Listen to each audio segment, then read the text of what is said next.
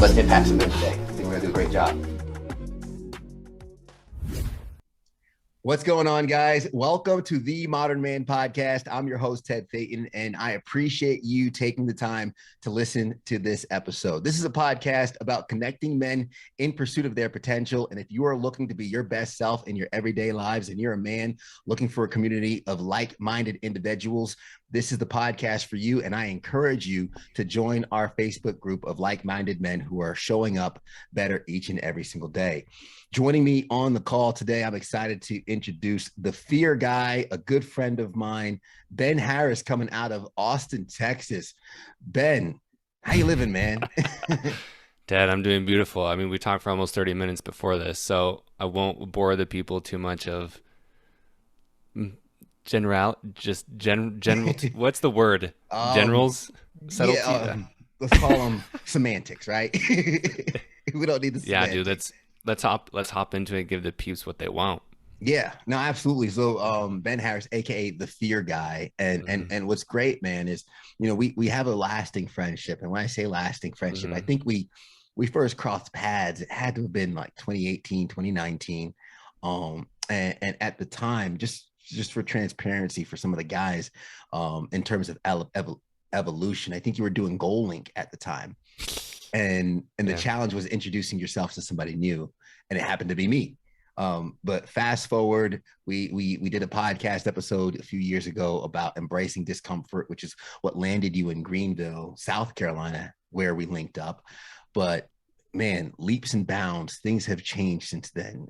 From I'm no longer in Greenville, you're no longer in Greenville, I'm in Charlotte, North Carolina, you're in Austin, Texas.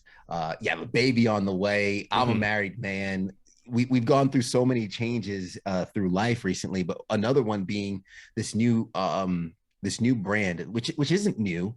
It's been around for a while now, and you've been crushing it as the fear guy. But just released your fear alchemy course and the community that you're building. I'd love for you to first kind of unpack really what does the fear guy mean, like your overall brand of the fear guy. Yeah, bro. So it's funny because I love and I've been so excited for this conversation because that moment of like where we met was such a pivotal moment in my life of like these big I had so many initiations of big moments of big opportunities, but also that comes with lots of fear. Mm-hmm. And so the end of 2018 is when I was approached by a company in Greenville, South Carolina, to come on as an executive. It was a finance company, and I had been, working 7, 8 years in the finance industry. And so I was nervous. I was like, do I accept this job? Like I'm leaving familiarity. And I told you the story, right? Like I was driving it's so cool to flash back to 3 years ago, me telling you this story. And, I looked up to the heavens in my car and I said, should I accept this job? And then like immediately I got those chills of like, like just waves of chills, which to me is a confirmation from God, from the universe, from source, whatever you want to call it, to like, yes, Ben, like that is what to go toward, of like leaving that safety and familiarity. And so I did, terrified and excited. And that brought me to South Carolina, which proceeded to be the most lonely year of my life because it Mm-hmm. was like, even though I had good friends like you, and Charles and like EJ, it was like, it was still, it, it just felt so lonely. Can I get Um, in that? Can I jump in yeah, that really quick? absolutely. Yeah, because Absolutely. man, I think a lot of guys listening could probably resonate because you ever you ever be in a room full of people or you're surrounded by people, you have folks you can call, you have numbers in your phone. I mean, on average, we probably have over 1,000 contacts in our phone these days. Yeah. But it's amazing, as you mentioned, having friends in the new city or having people in your phone that you can call, but feeling lonely. Why do you think that time was so lonely for you, man? I mean, one, I think it was supposed to be, like, looking back on it, but in it, it was definitely not like easy. Like I kept asking myself, part of it was because like the first night I was in a new city, to me, I thought I met the girl of my dreams. And then like quickly after I learned that's not the case. And so I kept wondering, I asked myself why, like what's wrong, da da da da. And so the story that I attached to, that made me feel safe, right? As soon as I left the nest and I went to this new city, and then felt this incredible love at the time. Now I know it's more chaos and like trauma bonding, Mm. from lessons and stuff like that. But so I told myself the story. I'm like, oh, this is why I'm here. So immediately when that story crumbled, or that illusion, right, of safety crumbled for me, it was like, shit, like there's nothing left. And so it was because I left everything and I risked everything. And then I saw it like seemingly crumble before me. But I didn't know at the time that it was purposely, a lot of things were crumbling away. And because then, I mean, you and I know, I'm not sure how much we want to get into it, right? But as far as like the investment stuff, Yeah. like, investing, like I tell the story openly because I I think was it's a gonna go really, there. I haven't been able to tell the story openly yet. I've kind of touched on it, but like I think okay. this is a perfect opportunity to go in because you talked about crumbling, Yeah. relationship, new city, job, but yeah, jump into the investment, man, because I was in there with you. Because, dude, I mean, this is really important. Like, it was, yeah, right at the same time. So right as I moved, I made an investment into crypto, and it was paying me, which is crazy to think about it now. I was earning like 1 Bitcoin a month, Yeah, right? yeah, it was working. And right, it was working, and that's the cool thing, right? At the time, long story short, we found out that it was a scam, right? It was Ponzi scheme. And so I invested 30 grand, and that 30 grand was just poof, lost, right? And so like that fell apart, and then but at the same time, well, I guess I can't forget this part of the story. So at the same time, um I was asking myself, should I leave this job? Because like there's no, like I don't want to be here. It's repulsing for me to be here. I have this other business, and I didn't have any business income. And this is what sounds so silly and crazy to people, is like the amount of risk that I take. But to me, we can get into how I don't see it as a risk. But so the business idea you mentioned before, which is GoLink, which is how we met, because I used to do weekly challenges and partnered with brands each week. And so I had this idea. I'm like, oh, this would be really cool. And I feel good about it. So, and I now have this passive income that I feel safe enough to leave my 6-figure job. Long story short, left the job a month later, found out No more money that coming in. no more. And so fortunately, right, I had already earned, um, Bitcoin. So that helped like sustain me for a while. But yeah, dude, like, so that year was just definitely like a crumbling, but in such a beautiful way looking back to it. But yeah, like that's definitely part of the reason I was lonely. I was like, holy hell, like what is all these things that could go wrong were going wrong. So just to recap for some of the people listening, well, because this is important into like we're Hmm. talking to the fear guy right now, right? Yeah. So within a year, leave a job, move to a new city, invest into a relationship with what at the time seems like the girl of your dreams, does not work out, then an investment, which is another risk that you made, seems to work out. So you leave another job, Yeah. and then that investment runs dry, stops paying out, finds out you're never getting that money back. This is all within 12 months, and a lot of Less people than 12 months. well, yeah, Yeah. less than 12 months. Yeah. A lot of people would think, okay, leaving two jobs, the relationship might not sound risky, but for a lot of people, relationships are risky. Dude, For it's anyone who's like, been hurt in love before, yes, relationship is risky. exactly. And then an investment, which is also risky. So these are like four compounding things that, quite frankly, a lot of people wouldn't even do one because of the fear Yeah. that would creep up. Like, so for example, I did the investment with you, $33,000 gone. And I remember my wife, my now wife, she was the fiance at the time, or not even the fiance at the time, which lets you guys know everything worked out. But she was afraid. Yeah. I had that fear too. But I also had the semblance of, even if this doesn't work out, we'll be okay.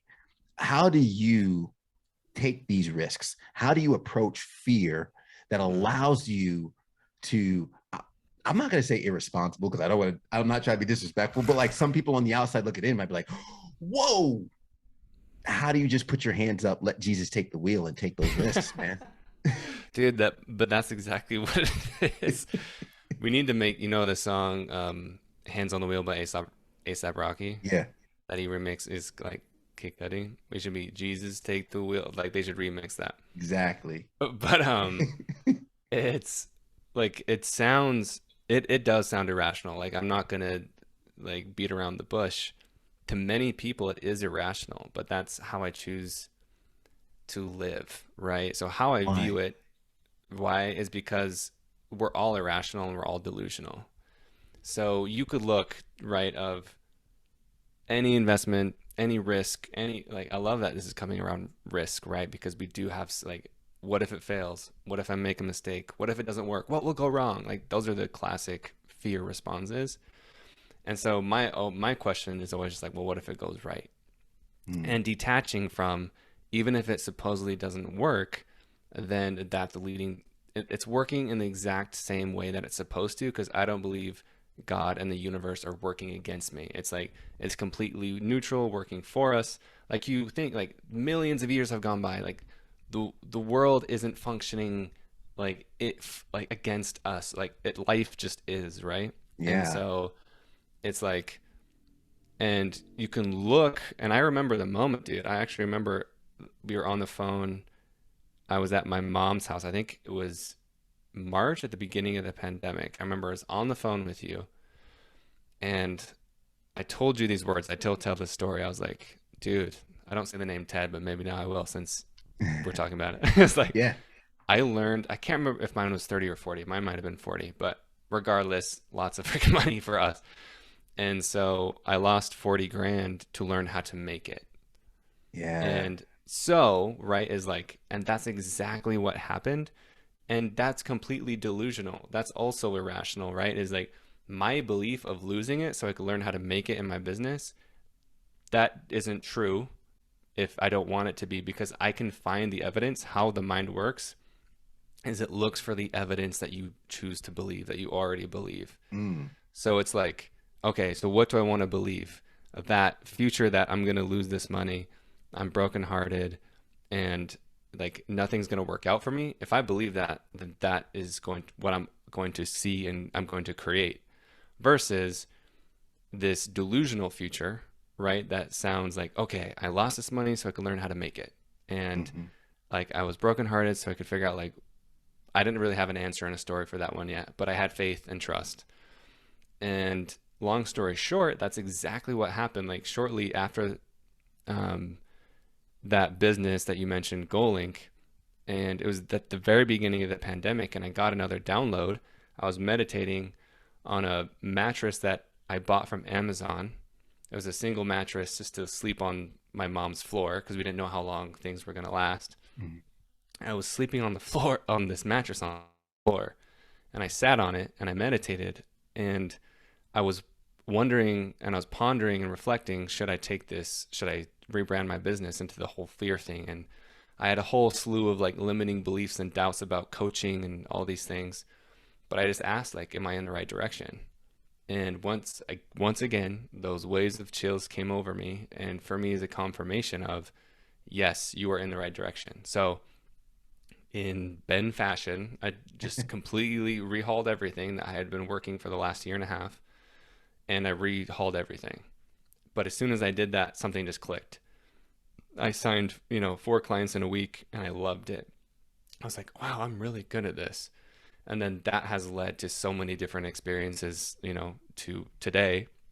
But long story short of like taking those risks, neither future outcome has happened, right? So when we're Yeah. taking that investment of 40 grand or 30 grand, whatever, or that love or taking this job or quitting the job, whatever, that neither outcome has happened.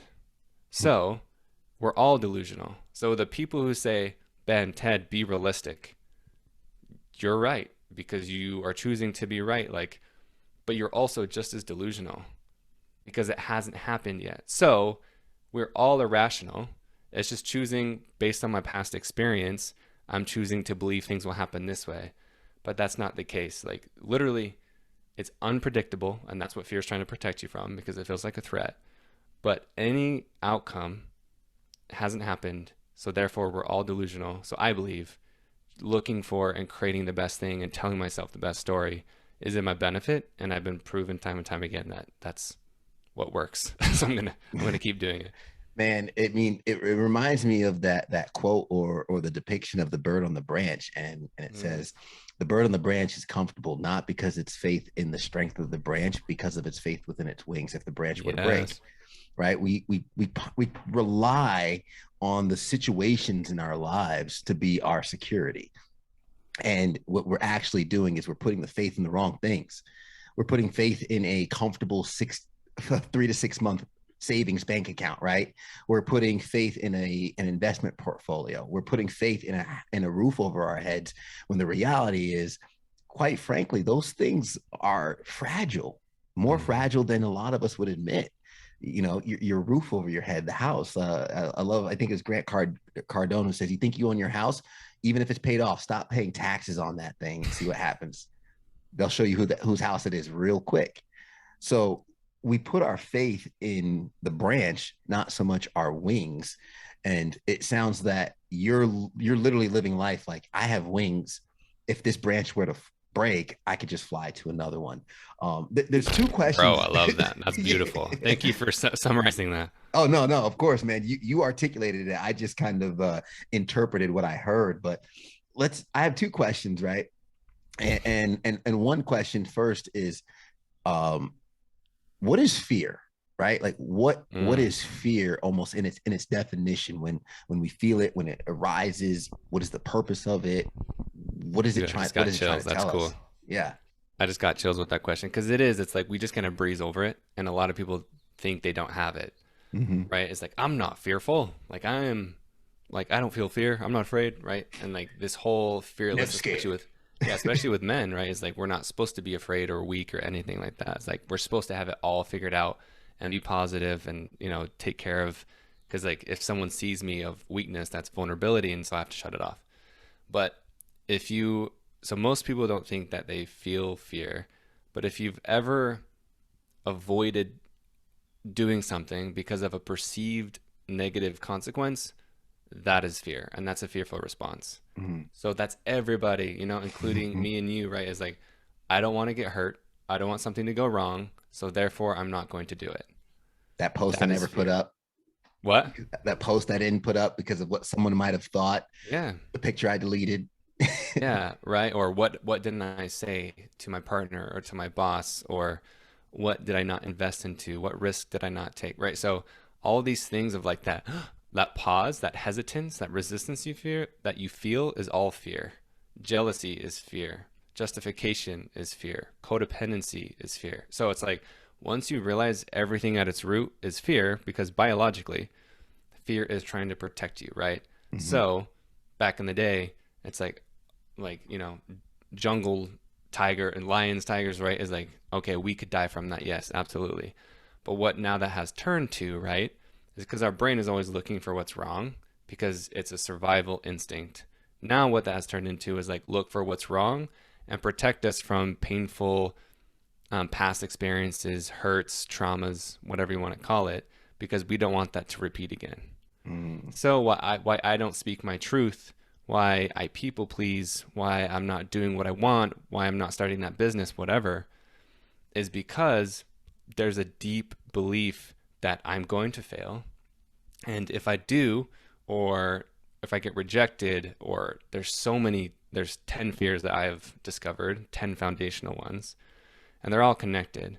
But if I do that thing, my fear is telling me don't do that thing because something might happen what you already felt. So please don't have that happen again because that will be too much. That will hurt, right? Mm-hmm. Because our brain thinks we might die from it. So anything that presents a threat that is unpredictable, that is unfamiliar, then your fear will step in through your ego and say, "Don't do that because blank." And so that's fear's role, is to protect you from anything that is unfamiliar, that's not your normal, that's not your default setting. And that even goes down to like even feeling a peaceful, beautiful life. Like if you grew up in struggle and suffering and always having to look over your shoulder, then that's your default. And so fear will protect you from even love, right? From even beauty, from success, from money, from whatever you want, because that's not your normal. So your brain says, look out, that's not what we think is, that's not what we know. So that's unpredictable and it's unsafe. It's like friends I have that have to sleep with a fan on or white noise because if it's too quiet, it's too calm, and they're not comfortable in that calm. Yeah. It's amazing to think that and for friends that I know who've lived in New York City or whatnot, Yep. the sirens, the hustle and bustle, those are soothing, calming sounds to them because they were bred in it. They were, Hmm. they lived in it for so long. So you often hear some people like, it's too quiet, it's too quiet, or I'm not comfortable. It's too quiet out here in the burbs. It's a thing. Like we really are addicted to stress Yeah. and because, and yeah. sorry, because you kind of touched on it, and you could elaborate more with the definition of fear, but the follow-up question was, is it real? Like, is this thing that so many of us feel, and kind of based on your definition, which I think you wrote a post on it a while back, which I loved your depiction of it, is like, or you asked a question in your story, like, have you ever altered your behavior, action, or decision because of fear? And if that's the case, then you are in essence living a life off of fear. Yep. But now that we can identify that so many of us, I'm pretty sure 99.99999 of the people listening to this Yeah. episode have been impacted by fear. Now that we can acknowledge its presence in our lives and its impact on our lives, is it real? Yeah. So the first step is acknowledging, right? That is the most, I mean, I don't want to say most, but the first of like, okay, I need to acknowledge it. I need to see it. Because if I don't, it remains hidden. And that's the sneaky thing about fear is it doesn't want to be seen because it Mm, has that protective, like if I have an identity of whatever, so if anything threatens that identity, then it's a no-go. It pushes it away. So acknowledging it is literally so scary, but it's exactly what you have to do. So is it real? Yes and no. It's both. And it's like some people will say like we were born fearless or we learned how to fear.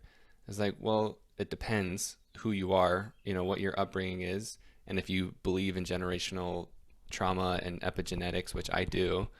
So it's like, yes, it's real because we've all been hurt, right? So it's like the brain is very smart and it's telling you like, okay, I'm trying to avoid pain because that could be death, right? That's what it knows. It's mm, simple. So, yes, that's very real to the brain because it sees the threat. It's looking for what's wrong. What could happen? How it's not real is what I already said about the delusional piece. It hasn't happened yet, yeah. right? It's protecting you from an illusionary outcome. So, like, yes, it feels very real, but no, it hasn't happened yet. So it's protecting something. And when you can step into that and acknowledge the fear and feel it and thank it because it's doing exactly what it's supposed to do. And I believe that fear is love in disguise because Mm. if you look at self protection, right, if it's protecting you from pain, is that an absence of love? I say no. So it's the great polarity, like they're two sides of the same coin of knowing like opposites are identical in nature but different in degree. So it's like they're the same, but just a confused, different trauma response or protection response. So yes and no. Fair enough. Fair enough.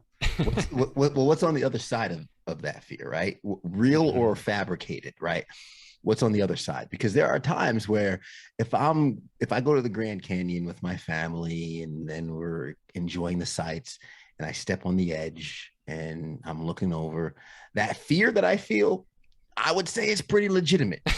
And the other side of that fear is more often than not death. So that is probably when I should listen to the fear. But Hmm. in the reality of taking an investment, leaving a job, moving Yes. to a new city, starting a relationship, starting that business, posting that post, or having that conversation, that difficult conversation with your spouse, um, that hesitation to do so because of that fear. What's on the other side of that? Oof, freedom, man. Like that in one word, I'd say freedom.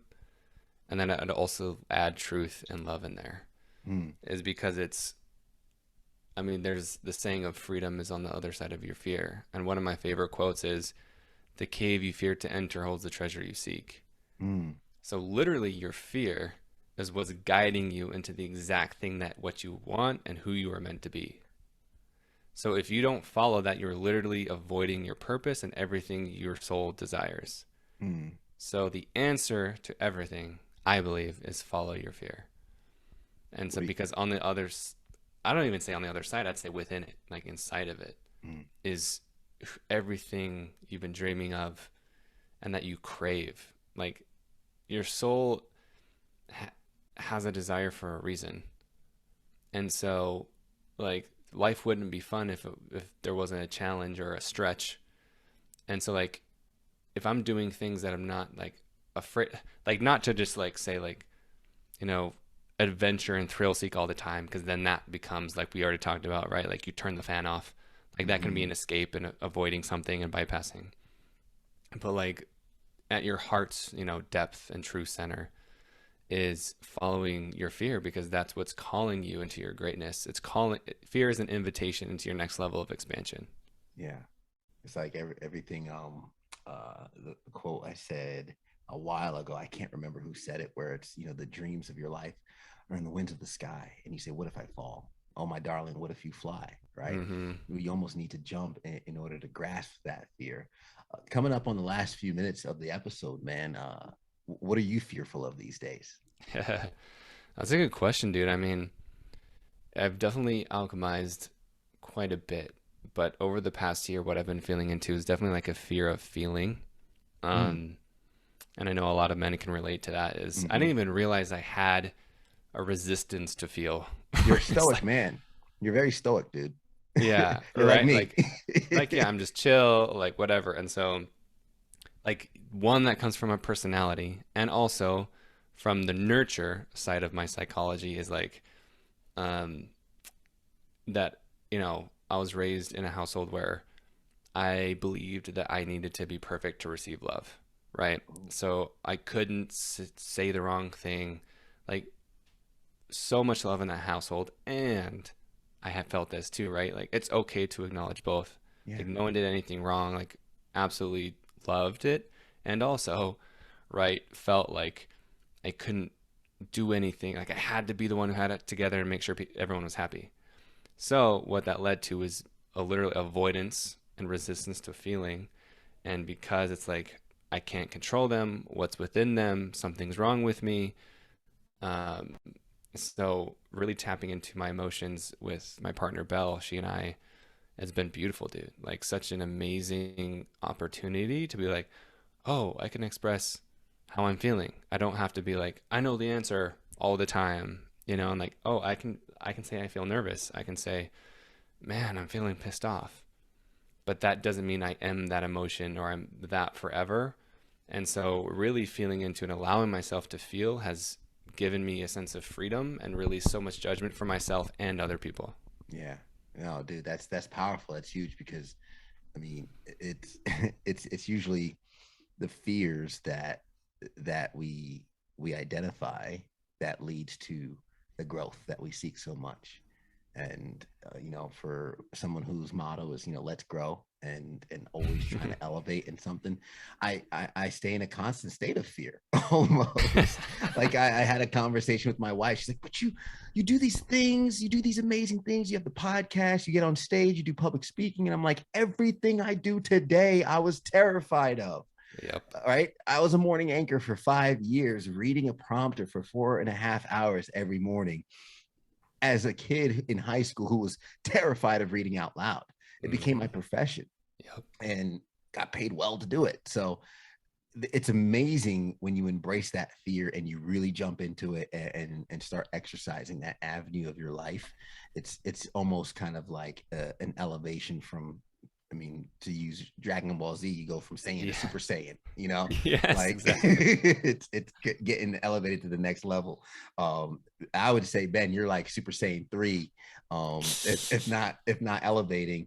And I know you have a baby on the way, life is moving, and just launched a new course and a new collective with a business partner. I'd love for you to touch on that before we wrap up here. So folks that maybe want to exercise leaning into their fear a little bit more can maybe Yeah, man. contact you and find out some of the work you do and how you could serve them. Yeah, bro. Thank you. So, yeah, we put something out into the world that to me is, man, it's so beautiful. But it's not like it is. So it's structured in an online course, but it's so much more than that.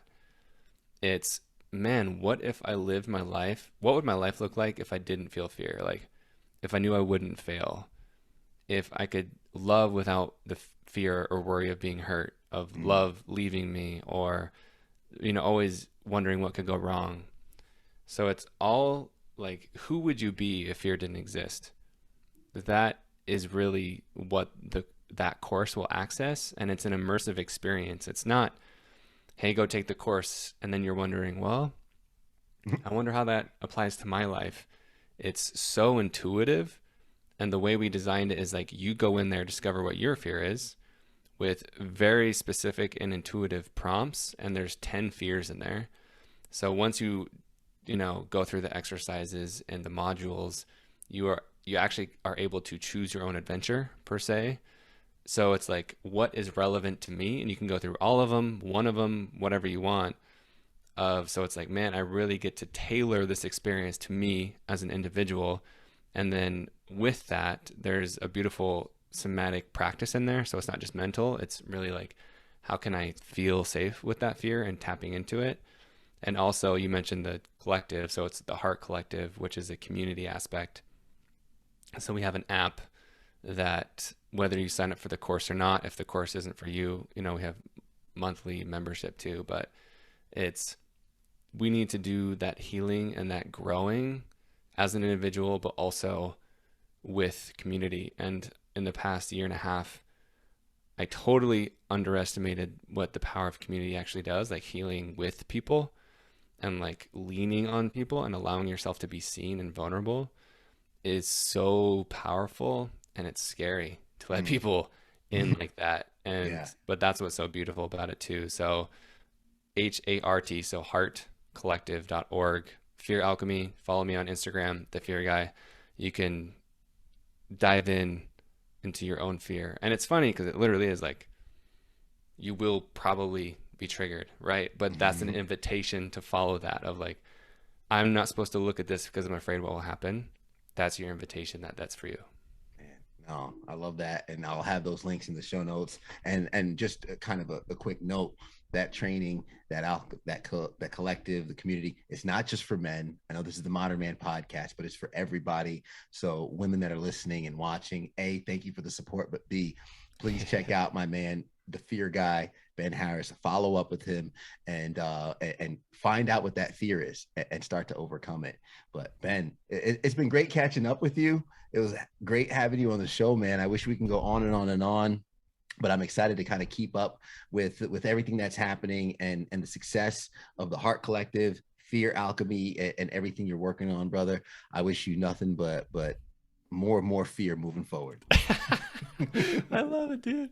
Yeah, Yeah, that's so funny. It sounds crazy, but it's true. So thank you, Ted. I love you. Like, this has been awesome. And I know there will be more. yeah. And wishing and already feeling that you're receiving and like stepping into this modern man fully. It's so cool and beautiful to watch. So thank you for having me on. Thank you, everyone, for listening.